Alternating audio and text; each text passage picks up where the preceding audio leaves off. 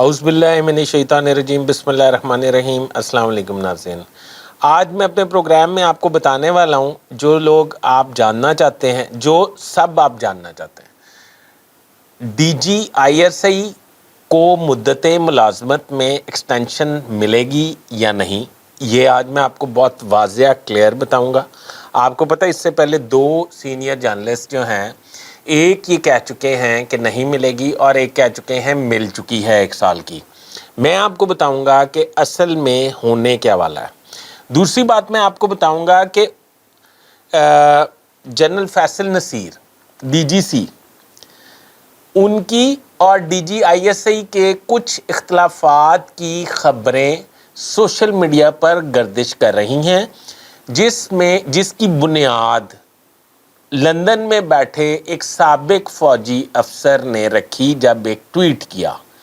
इसमें क्या हकीकत है और क्या नहीं, और वजह अनाद है तो क्यों है, अगर नहीं है तो क्यों नहीं है, और दोनों सेम पेज पे हैं या नहीं, ये मैं आज आपको प्रोग्राम में बताऊंगा।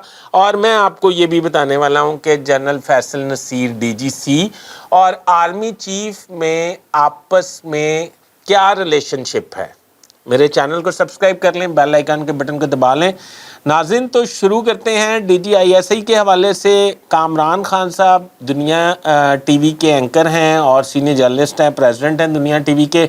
वो ये कहते हैं कि 1 साल की एक्सटेंशन दे दी गई है DGISI को। उन्होंने ट्वीट भी किया है, उन्होंने अपने प्रोग्राम में भी कहा है, उन्होंने अपना तज्जिया भी दिया है। असद अली तूर साहब बड़े मारूफ यूट्यूबर हैं और आपको पता है उनके व्लॉग बड़े हिट होते हैं। उनका ये ख्याल था कि DGISI कुछ इख्तलाफात के बायस, क्योंकि general Asim Munir chief of army staff ये चाहते हैं कि अभी सितंबर में आपको पता है 2 लेफ्टिनेंट जनरल रिटायर होंगे, नवंबर में 4 लेफ्टिनेंट जनरल रिटायर होंगे।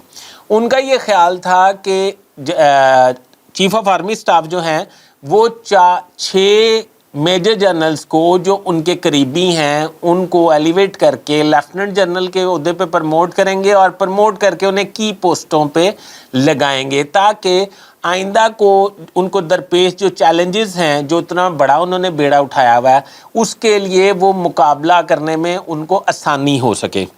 अच्छा, तो इसलिए उनका ये ख्याल था कि DGISI को के एक्सटेंशन के जो चांसेस हैं वो बहुत कम हैं। गो के उन्होंने ये गुज़िश्ता रोज़ के शायद व्लॉग में ये कहा है कि उनको एक्सटेंशन दिए जाने का इम्कान भी पाया जाता है। ये 2 बातें हो गई।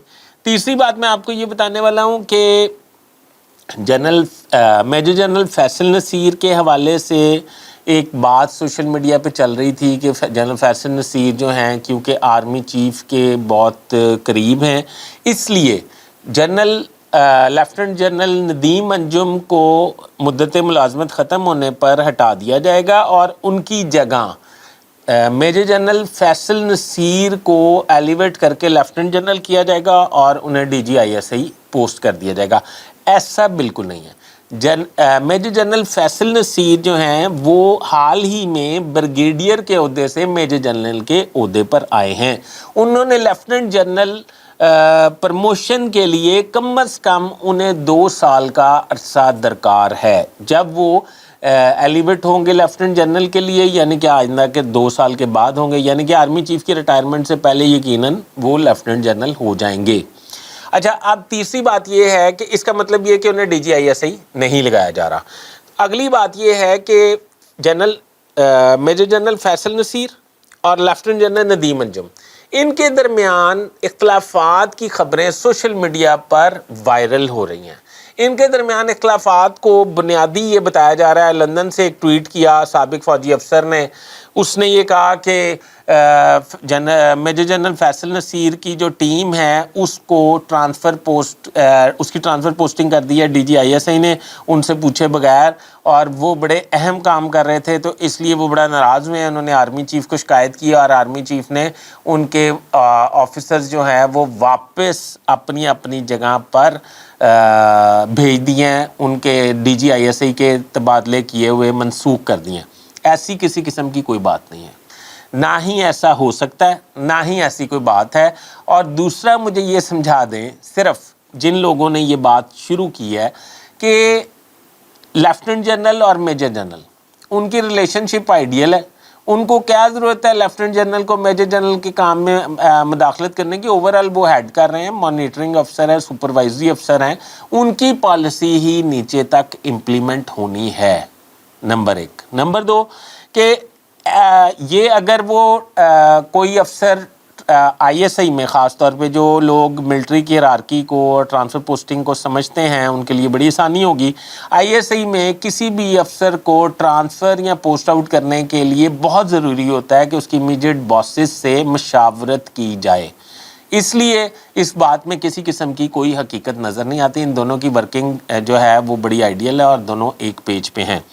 ہاں، جہاں تک ہم بات کرتے ہیں کہ لیفٹنٹ جنرل ندیم انجم ایک پروفیشنل سولجر ہیں اور ان کو ان کی مہارت جو ہے اس پہ میں بعد میں بات کرتا ہوں، پہلے میں آپ کو بتاتا ہوں major general Faisal Naseer D G C جو ہیں وہ جنرل عاصم منیر کے مطلب پسندیدہ آفیسرز میں کیوں شمار ہوتے ہیں، تو میں آپ کو تھوڑا پیچھے لے کے جاؤں گا۔ جس وقت عاصم منیر صاحب جو ہیں وہ ڈی جی ایم آئی تھے ملٹری انٹیلیجنس، اس وقت میجر جنرل فیصل نصیر صاحب سیکٹر کمانڈر تھے کراچی، اور جنرل فیض تھے، سابق جنرل فیض جو ہیں وہ ڈی جی سی تھے۔ اس وقت آئی ایس آئی کے جو سیکٹر کمانڈر تھے جنرل فیض، ان کو غیر قانونی احکامات دیتے تھے، وہ اس پہ امپلیمنٹ کرتے تھے۔ یہ جنرل فیصل نصیر جو ہیں ان کے پلان اور ان کے پروجیکٹس میں ٹانگ اڑا کے بر وقت ان کے غیر قانونی پلان اور پروجیکٹس کو ڈسٹرب کرتے تھے، جس پہ وہ جنرل فیض کو شکایت کرتے تھے وہ سیکٹر کمانڈر، اور شکایت یہ کرتے تھے کہ یہ فیصل نصیر صاحب نے ہمارا ایم آئی نے ہمارا کام خراب کر دیا۔ اب فیصل نصیر صاحب کے ڈی جی تھے جنرل عاصم منیر صاحب۔ اب جنرل فیض عاصم منیر صاحب سے ملنے گئے اور انہیں یہ کہا کہ آپ فیصل نصیر کو وہاں سے ٹرانسفر کر دیں اور ہٹا دیں، وہ ہمارے پروجیکٹس میں خلل ڈالتے ہیں، جس پہ حافظ جنرل عاصم منیر صاحب نے سٹینڈ لے لیا اور انہوں نے کہا کہ مجھے ایک ایک کام اور ایک ایک ایکشن اور ایک ایک آپریشن کے بارے میں بالکل آگاہی ہے، وہ کام سراسر ناجائز تھا، فیصل نصیر نے بالکل بطور پروفیشنل سولجر کے ٹھیک ایکٹ کیا ہے، آپ کو وہ کام نہیں کرنے چاہیے، جس کی وجہ سے جنرل فیض عاصم منیر صاحب سے بھی ناراض تھے اور جنرل فیصل نصیر صاحب سے بھی ناراض تھے۔ اب آپ کو یہ چیزیں سمجھ آ گئیں کہ ان کے آپس میں اختلافات کیا تھے، اور فیصل نصیر جو ہیں وہ اپنے کام کی وجہ سے، پروفیشنلزم کی وجہ سے جنرل عاصم منیر کے اس قدر قریب ہیں، یہ بات میں نے آپ کو بتانی تھی۔ اب آ جاتے ہیں D G I S I کی ایکسٹینشن کے حوالے سے یا مدت ملازمت ختم ہونے کے حوالے سے، تو پتہ یہ چلا ہے کہ جنرل لیفٹنٹ جنرل ندیم انجم صاحب کو انتہائی محنت کرنے کی وجہ سے، ملک کو اس وقت درپیش مسائل طالبان کے حوالے سے جو ہیں اس کی وجہ سے، اور ایک کام جو کراچی میں اور ملک بھر میں سپہ سالار نے بیڑا اٹھایا ہے کہ اسمگلنگ کی روک تھام، بھتہ مافیا کا خاتمہ، کرپشن کا خاتمہ اور بزنس مینوں کو تحفظ دیے جانے کا عزم، اور اسمگلنگ کی روک تھام، ایرانی تیل کی روک تھام، اغوا برائے تاوان، اسٹریٹ کرائم، ان سب کی روک تھام میں لیفٹنٹ جنرل ندیم انجم جو ہیں وہ مہارت رکھتے ہیں، کیونکہ اس پوسٹنگ سے پہلے وہ کور کمانڈر کراچی تھے۔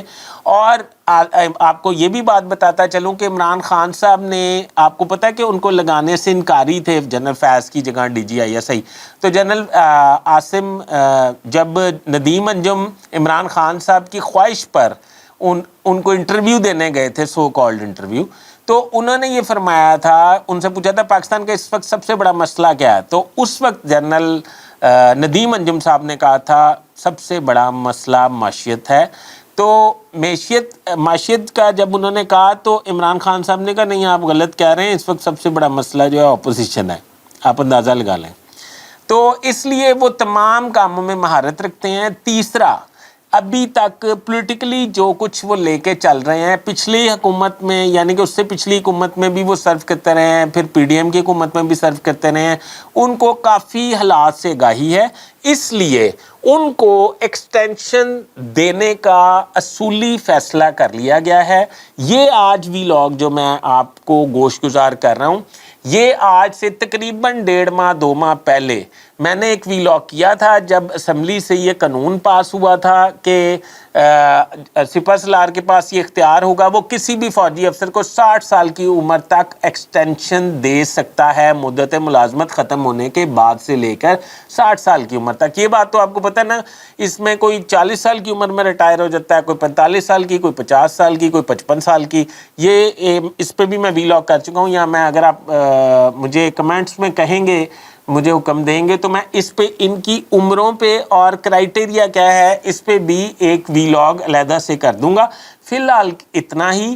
اور اس جنرل ندیم انجم صاحب کو 3 سے 6 مہینے کے درمیان ایکسٹینشن دی جا رہی ہے، 1 سال کی نہیں دی جا رہی، 3 سے 6 مہینے. اس سے پہلے جنرل شجاع پاشا یہ ایکسٹینشن لے چکے ہیں، اور اس سے پہلے بھی ایک جنرل جو ہیں وہ ایکسٹینشن لے چکے ہیں. یہ تیسرے ندیم انجم ہوں گے بطور D G I S I جو اس ایکسٹینشن کو اویل کریں گے. اس کی وجہ ملک کی اہم ضرورت ہے. میں اپنے پروڈیوسر صاحب سے کہوں گا کہ میرے اس ویلاگ کے اختتام سے پہلے وہ جو میرا ماضی کا ویلاگ ہے جس میں نے یہ قانون بنتے ہی کہا تھا کہ یہ ندیم انجم صاحب کے لیے ہی قانون متعارف کروایا گیا یا بنوایا گیا ہے، کیونکہ اس وقت ملک میں جو حالات ہیں ان کو کنٹرول کرنے میں ان کا بڑا اہم کردار ہے.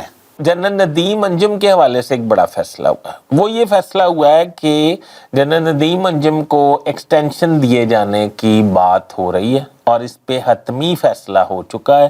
نواز شریف صاحب نے بھی اس کی پرمیشن دے دی ہے، اس پہ پرائم منسٹر بھی راضی ہیں، اس پہ آرمی چیف کی ویل پہ یہ فیصلہ کیا جا رہا ہے. اچھا، اب جنرل ندیم انجم اور ماضی میں اگر آپ دیکھیں کہ کس D G I S E کو ایکسٹینشن ملی، تو جنرل کیانی کے کہنے پہ جنرل پاشا کو اس وقت کے بطور D G I S E جو خدمات انجام دے رہے تھے ان کو ایکسٹینشن ملی تھی. ناظرین، ابھی تک کے لیے اتنا ہی. اپنے ہوسٹ فیصل حدیث بٹ کو اجازت دیجیے اور میرا چینل سبسکرائب کر لیں، بیل آئیکن کے بٹن کو دبا لیں. میں آپ کا بڑا مشکور رہوں گا. اللہ حافظ.